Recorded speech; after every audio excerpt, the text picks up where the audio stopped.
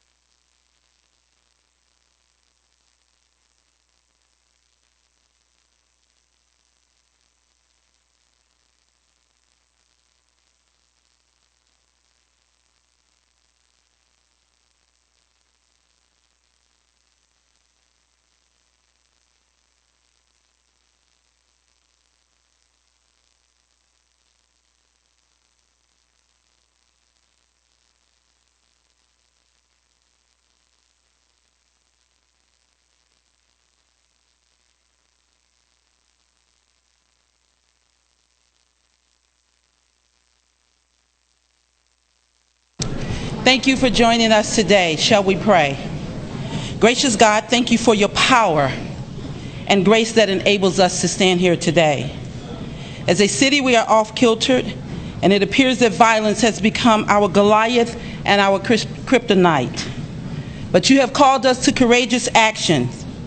We are confronted with the need for better communication, connection, and commitment. Communication, because often our words get lost in translation. So help us to change our narrative about this city.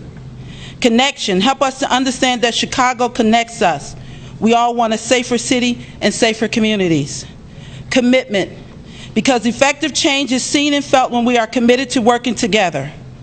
Lord, as mothers of fierce women of faith, our hearts are broken and we are tired of grieving the loss of our children and loved ones. We are caught in a torrential flood. It is a flood of violence and division. Help us to get it right so that we may not continue to drown. Help us to get it right because of the grief we are experiencing and for the unprecedented trauma in this city. God, help us to answer the call for courageous action. We petition you to help us to do our part and to collaborate for the families of victims who have lost their lives, for the justice that needs to be prevailed, and for the betterment of this great city. Lord, we need a miracle. Forgive our apathy. Grant us beauty for ashes, the oil of joy for mourning, and the garment of praise for the spirit of heaviness. And help us, Father, to be agents of reconciliation and peace as you heal our city. In Jesus' name, amen.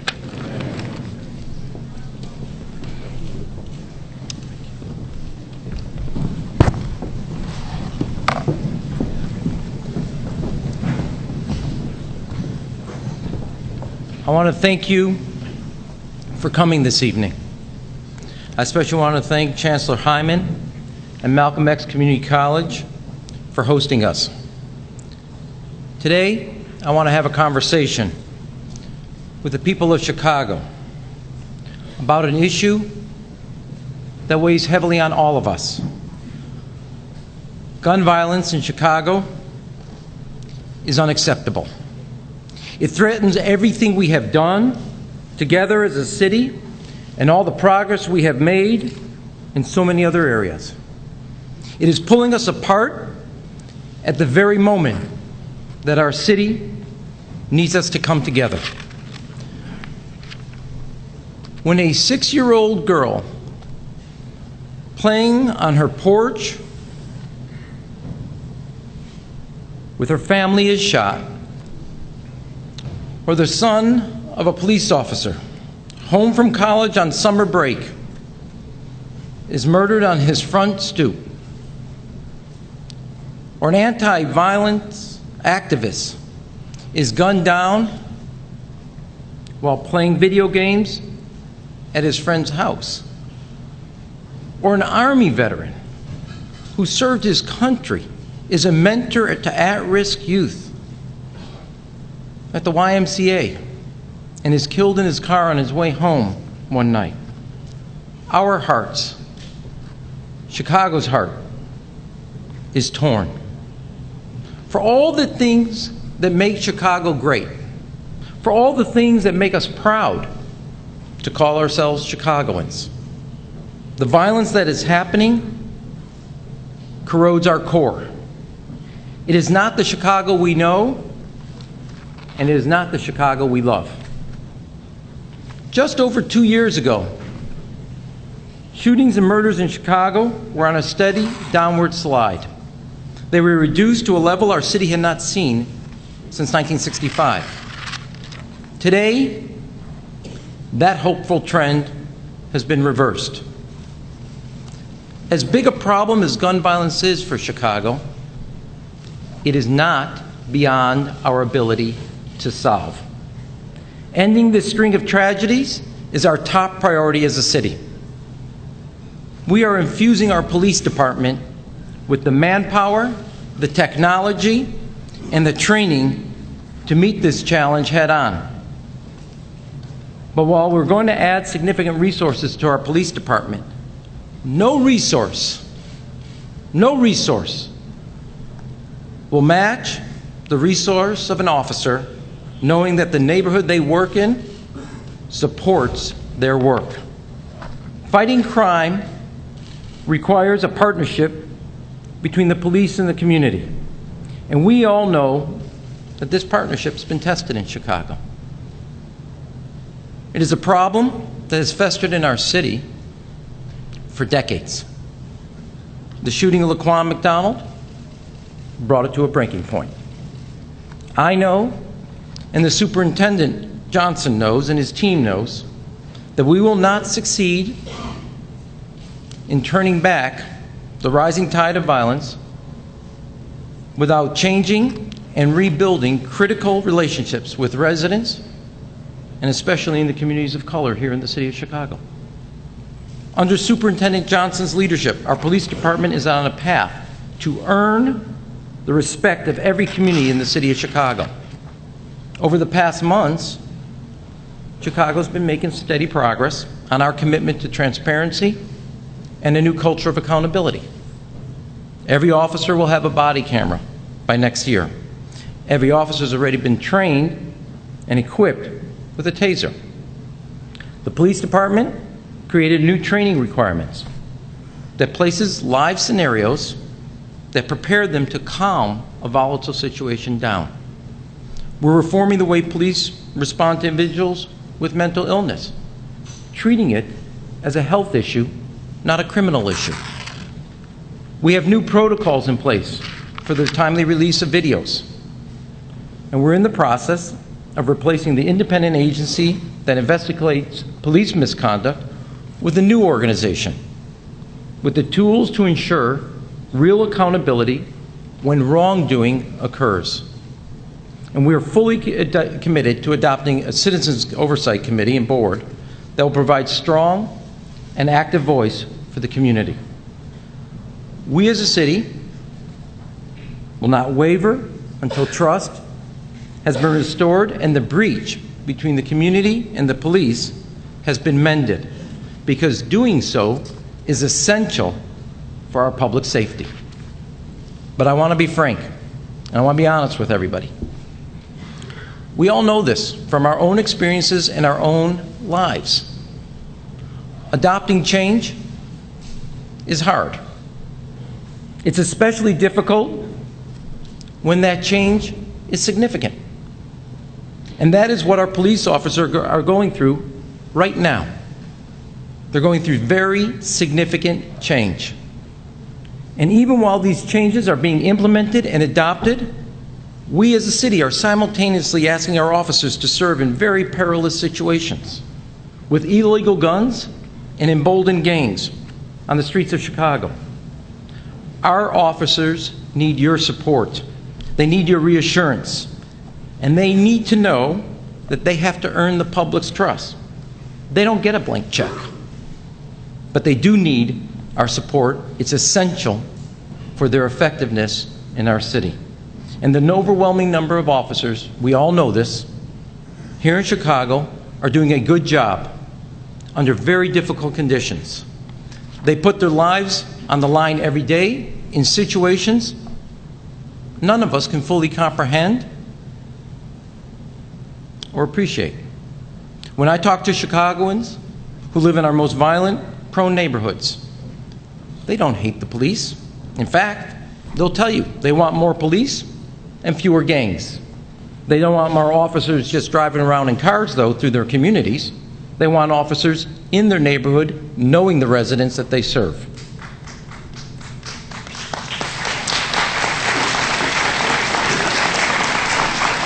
We have too many senior citizens and good residents who, when they leave the front door, have to walk blocks out of their way just to avoid the gangbangers and the drug dealers on the street corners who are disturbing that neighborhood.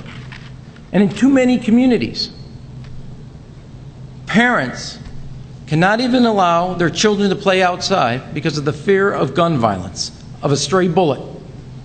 They have to teach their children how to react when they hear the all too common sound of gunfire. They want more street police on the street who know and respect the residents of the neighborhood. As I've said before, and I want to repeat today, Respect is a two-way street. Doesn't go one way. And we're never going back to an era of that time. We all have to respect each other and respect our conditions and our position. But I also want to be clear. There cannot be a permission slip for people to taunt officers who are trying to solve a crime in their community. We as a city have to have zero tolerance for that. Also, there can't be no pass for an officer to be dismissing a resident who was recently robbed who turned to them for help. Both situations were caught on video here. And if we're going to be what we need to be, that is not allowed and that can't be accepted as a norm or acceptable. We have to set a new standard. Now, every one of us, not just in this room but in the city, has a role to play in rebuilding the vital partnership between our police and the community. We all have to hold ourselves and each other to a higher standard. So today I'm calling on all Chicagoans to join in a comprehensive plan, a blueprint to confront gun violence. No matter who you are, what your background is, where you live, this fight is for all of Chicago because it's Chicago's future that is at stake. Now, there are three paths to take to confront this challenge. The enforcement, there's investment, and there's prevention. And each is dependent on the other for their success. On the enforcement side, we need more police officers on the streets of our neighborhoods here in the city of Chicago.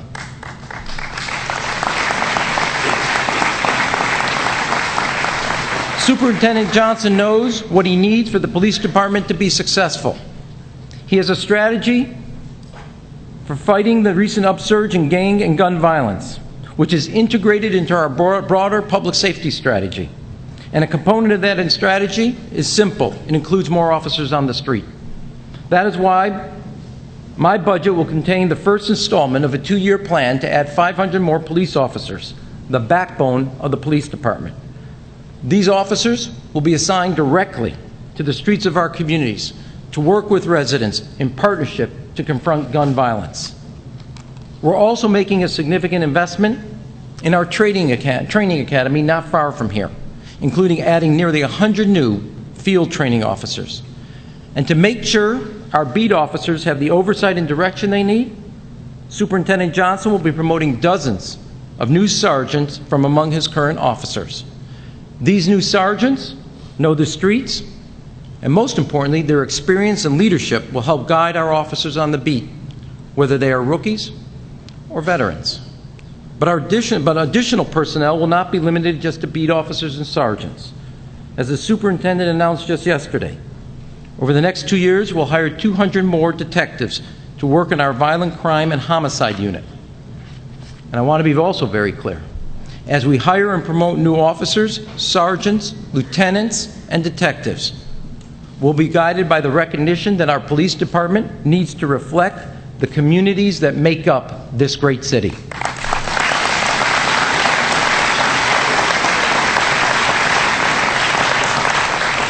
Even these new resources, our police department cannot tackle this issue alone.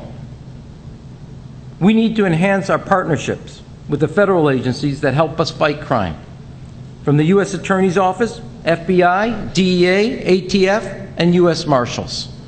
So as I ask our police department, as you ask them to step up and do more, I also ask our federal partners to do the same with our police department.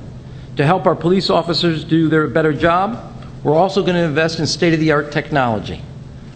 In addition to the body cameras and tasers for every officer, we're funding the placement of new gunshot tracing cameras in our most violent police districts. These cameras and technology will help our officers respond more quickly to shootings while providing the evidence to help identify and convict violent offenders. And when these shooters are apprehended and convicted, we need to make sure that they start serving the time that equals the crime they've just committed.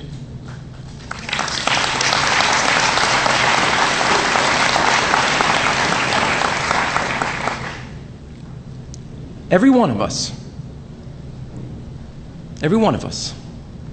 was sickened by the recent murder of Nakia Aldridge while she pushed a baby carriage down the street to register her kids at Dulles Elementary School, doing what you want from a parent at the end of summer and the beginning of the school year. And what makes it even worse is that her murder might have been prevented if the alleged perpetrators had been given the sentences they deserve for previous crimes. The two brothers charged with Nakia's murder were both repeat violent offenders out on parole. One was released just 2 weeks before Nakia was shot. The other brother, convicted of multiple gun offenses, was sentenced to only 6 years on his most recent conviction when he was eligible for 14. We need to stop the revolving door for repeat gun offenders. Repeat gun offenders. These violent offenders must know that their punishment will match the seriousness of the crimes they have committed and the value and the sanctity of the lives they have taken from their fellow family members.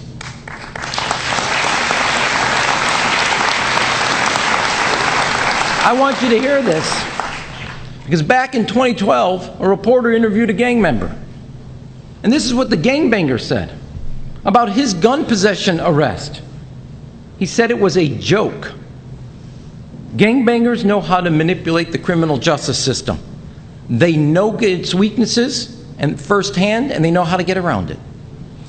Our criminal justice system is fractured, and it's undermining Chicago's safety in its neighborhoods.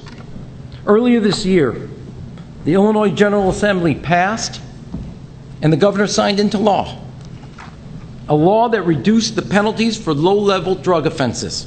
It's similar to an ordinance that the City Council passed in 2012. This law is an important step, a very important step, to shrinking the pipeline into the criminal justice system for minor offenses that clog up the criminal justice system and our prisons with people that shouldn't be there. But that was only half the job. Tougher penalties for repeat violent offenders and stronger gun regulation for gun dealers represent the other half. And we will not make our streets safe until we complete the job. Superintendent Johnson and I have made it our mission to work for the passing of a bill by Senators Kwame Raoul and Senator Munoz, who are here today, and Representative Zaleski and Representative L.G. Sims are also here today, that encourage judges to ensure that repeat gun offenders receive sentences at the high end of the sentencing ranges. I've already talked to the leadership in Springfield and let them know that this is a top priority for Chicago. And making sure that the most dangerous repeat offenders receive appropriate sentences is an important step. But we must do more to keep guns out of the hands of criminals in the first place.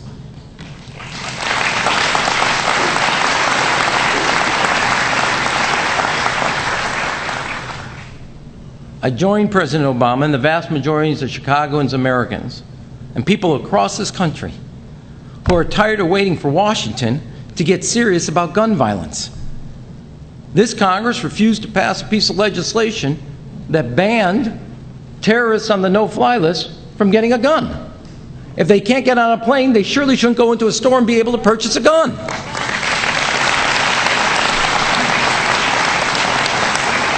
Now, while Washington won't do anything, Chicago needs Springfield to take action.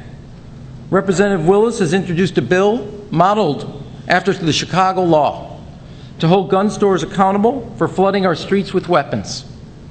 Thousands of guns recovered every year by the Chicago Police Department can be traced back to just a handful of stores. And some of these stores continue to sell to people who use those guns in previous crimes. This proposed new state licensing law for gun stores will allow local law enforcement in the community to inspect business records, require safety measures, and train store employees to detect traffickers. Superintendent Johnson and I will work to pass this new law in Springfield. And I'm calling on others across the state, regardless of whether you live in Chicago, to join us. Our residents, our police, are demanding tougher gun laws and tougher sentences. And we need Springfield to be part of the solution. And please, don't mimic Washington's dysfunction. We need you to stand up for the people of Chicago. The second piece of this public safety blueprint is investing in our communities and providing job opportunities for all those who need them.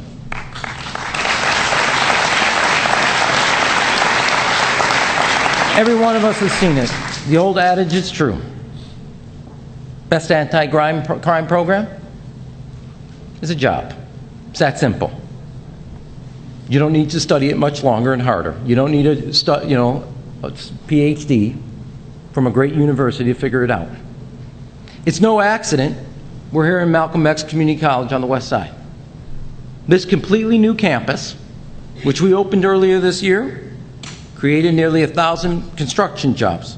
And when it was built, many members of the residents of the community were part of that construction, getting their trades for the first time in their experience.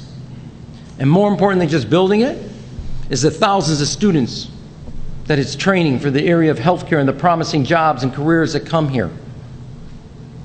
And it's not just here in Malcolm X on the west side. On the far south side at Olive Harvey, thousands of Chicagoans are pursuing the knowledge in the growing and prosperous field of transportation, distribution, and logistics. And their new campus will be finished in the next 12 months. We're not going to give up on the young people who are not going to college, though, and are out of a job. Just yesterday, I came here with First Deputy Kevin Navarro. There's a reason the First Deputy came with me, because the police department also knows getting our kids who aren't in school or aren't in work a job is important to the job that our police officers do on the street of Chicago. We held a job fair here yesterday. It is the fourth one. 500 kids were there. At my age now, I'm allowed to call them kids. They look young to me. Looking for a shot at a job that will put them on a path to independence and success. As I said, it's the fourth one. You should see the difference it's made in those young people's lives. Getting a yes and not a no.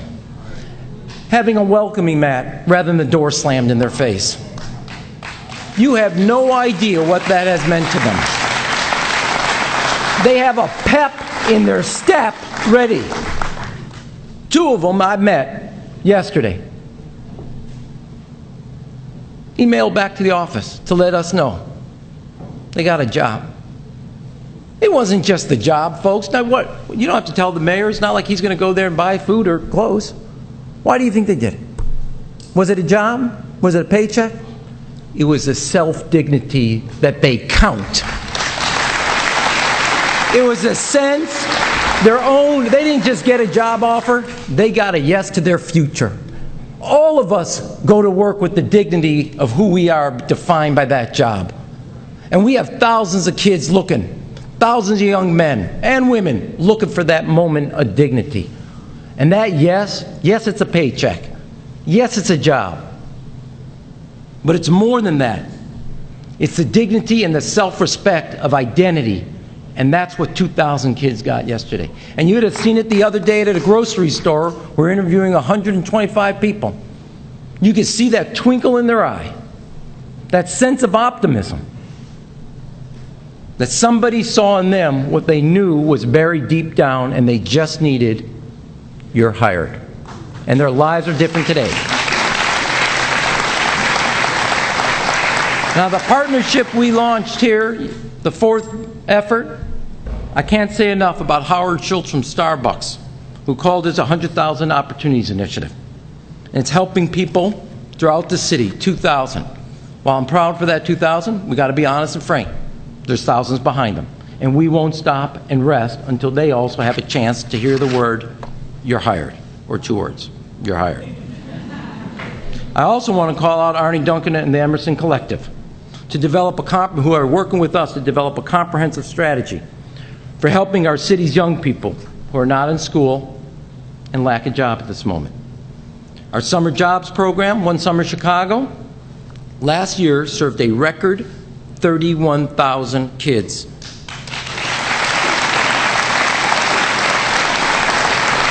And even in tough fiscal times where we've been cutting our deficit, the City Council has stepped up every year and added thousands of more kids each year to give them not just a paycheck, but something to keep them busy in the summer with a good mentor and all the values that come from work. And this year, once again, I'll be asking City Council to add 2,000 more kids to our summer jobs and 1,000 more for our after-school program each year, setting a new record for the City of Chicago.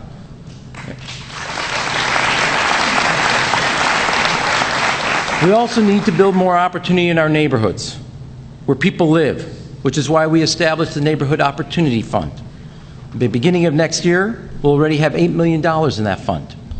We'll use those resources to invest in our neighborhoods and creating vibrant retail, where people not only get a job, but it comes also with that job and that vibrant retail, a commercial life in a city and parts of our neighborhoods that have not been seeing it for years. Now we're seeing some of the promising returns from earlier investments in Austin, in Bronzeville, in Pullman, and in Englewood. And in addition to the investment we've made on the new Red Line South, the Obama Presidential Library, which we fought hard to make sure it stays in the city of Chicago and doesn't go to the Upper West Side of New York, not only will bring educational and cultural advantages, but it will be a big boost of economic opportunity on the south side of Chicago.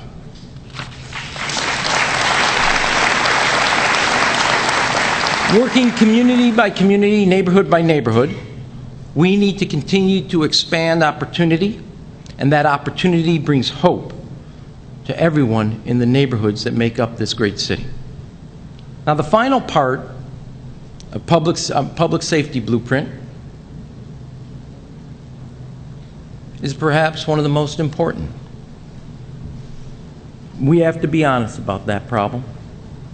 Many of the gun crimes committed in our city are being committed by young men with gang affiliations. And many of the victims of gun violence in our city are young men with gang affiliations. They're mirror images of each other. To have any chance of stopping them from killing each other and the innocent bystanders, we have to stop them from giving up on themselves and their future.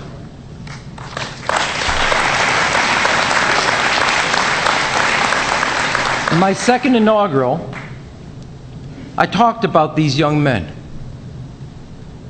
The need for Chicagoans to join together to provide them with alternatives to guns and gangs. As I said then, when young men join gangs in search of praise, we must and can do better. When young men turn to lives of crime for hope, we can and must do better. When prison is a place we send boys to become men, we can and must do better.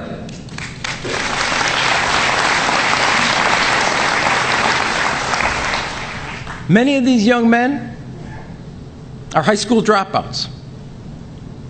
They don't have a job. They do not have hope. They do not see a future for themselves, which is why they're willing to do something foolish today. Now look, parents and grandparents in this city are raising good kids against great odds.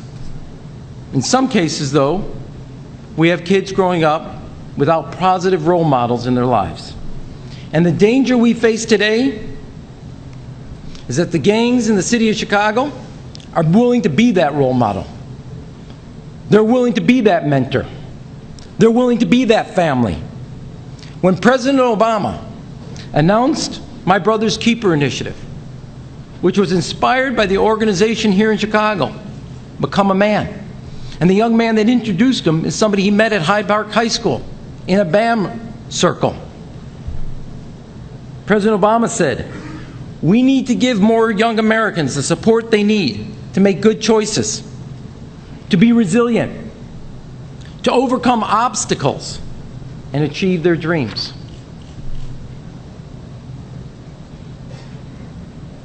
I go around this city. I see kids today, a look in their eyes where the vitality, the hope, and the purpose has been stolen from them because of the harshness of this city.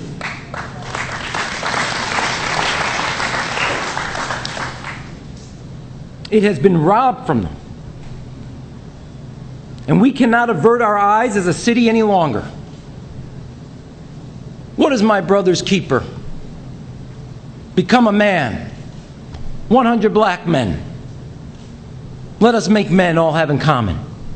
Our kids are yearning for that guidance. Our kids are yearning for that foundation. They need a moral compass to help them, point them in the right direction to make the right choices, so they can look back on the past with pride rather than shame. And every one of these organizations are dedicated to making sure we do not lose another generation to the evil and the seduction of the vice lords, the gangster disciples, and the Latin kings. Chicago, we have a simple choice. Either becoming a man is the mentor or the vice lords. Either 100 black men is the role model or the gangster disciples. Either we train men, my brother's keeper, or the Latin kings is that family. And I know this about the kids of Chicago. They haven't had a choice. It's been forced on them. You give the kids of the city of Chicago a good, positive, moral choice where they can have a future or a negative one, our kids will pick the positive, good one.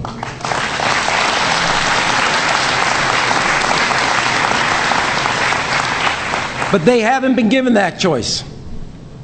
And we cannot afford to lose another generation to the gangs and the streets, and to the guns and to the violence. As one man said in a meeting we had at Charles Hayes Community Center, character still counts. Teaching responsibility should not be a taboo subject for this city. Our kids need it.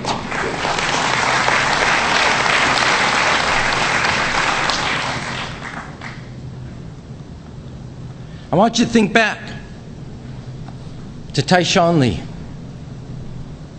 9 years old, doing what you would want any kid to do. Playing basketball on a court in the city of Chicago with friends.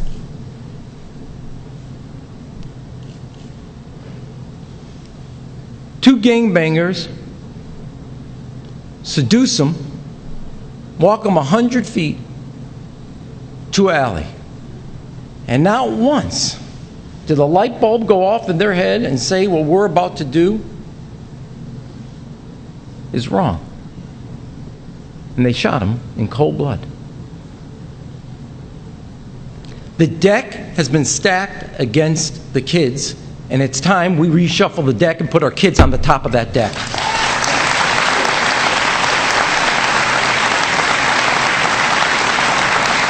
Today, I'm calling for, in our 20 most violent-ridden neighborhoods, universal mentoring for every 8th grade, 9th grade, and 10th grader. Not 1 year, every year going forward. We will have it in our budget, $36 million, 6 from the city and 6 from the private sector. And I want to be clear. I want to thank Exelon, People's Gas, Bank of America, Get in Chicago, and Jimmy John, who himself credits his success to a mentor who helped him get through high school and get on in his life. Because each of them has stepped up, and that's what we want from our corporations, to be good corporate citizens, to give our kids a chance.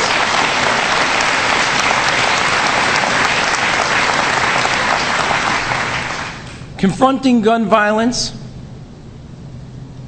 and its underlying causes is not easy, and it won't be done in a week. It will take a commitment from every member of the family we call Chicago. To reverse the rising tide of violence, We need to provide hope instead of desperation, caring adults instead of gang affiliations.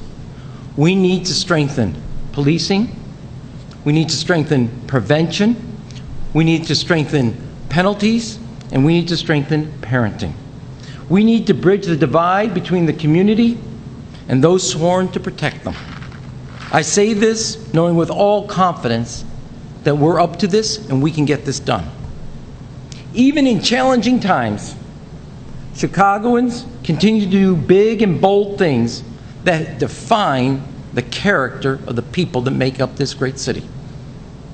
Earlier this week, we learned that once again, Chicago students achieved a record-high ACT scores, on top of record-high graduation rates, on top of record-high college attendance, on top of record-high scholarship money, on top of the fact that our fourth graders are leading the country in reading gains and our eighth graders are leading the country in math gains. I say that because we all know just a few years ago that couldn't be said about the city of Chicago. Some people were saying our Chicago public schools were the worst in the nation. We came together, worked together, decided to put our kids first, and our teachers and our kids are accomplishing great things, and those kids who are doing well are on to a better future because we decided to put them first. And we took on big obstacles, big things to get big things done. So when we say, this is the city that works, that is what it means. That is why I'm confident we can solve this problem. When we work together, talk together, listen together, pray together, and act together as a united city, there's nothing we can't do. It won't be easy. Real lasting change never is. But across our city, even in the most violent plagued neighborhoods, I constantly run into brave and resourceful individuals who on their own are committed to making a difference. And they should be our inspiration, our North Stars. There are people like Mother Josephine Wade and her son Victor Love. Mother Wade uses her restaurant, Captain Hard Times. I will tell you this, they have great scrambled eggs there. I go off my diet. Don't tell Amy, Mother Wade.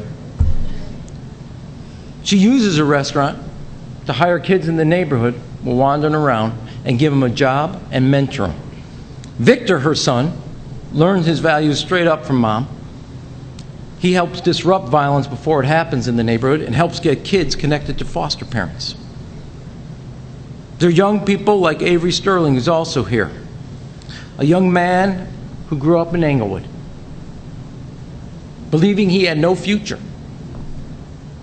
And worse, that no one cared. A few years ago, he started working with a mentor at Children's Home and Aid. His mentor guided him, helped him get a job with One Summer Chicago. Amy and I, different days, worked with him, painting a house in Englewood with Amanda Anderson. Avery now is a mentor to other kids, helping them make the right choices for their future.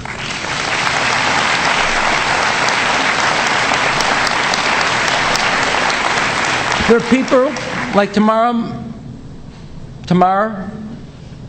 Manassa, who after being sick and tired of seeing the news of the violence in Englewood, founded Mothers Against Senseless Killings, an army of women and men who are reclaiming their neighborhood block by block.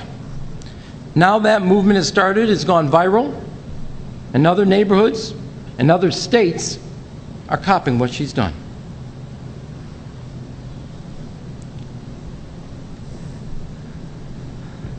And then there's Arshel Dennis, a Chicago police officer who, after tragically losing his 19-year-old son to gun violence,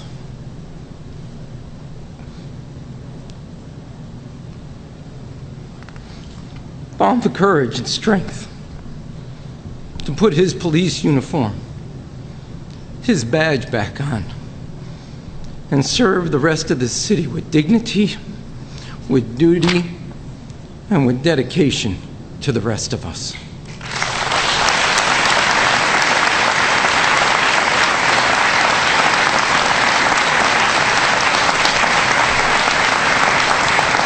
These are our heroes, and they are not alone.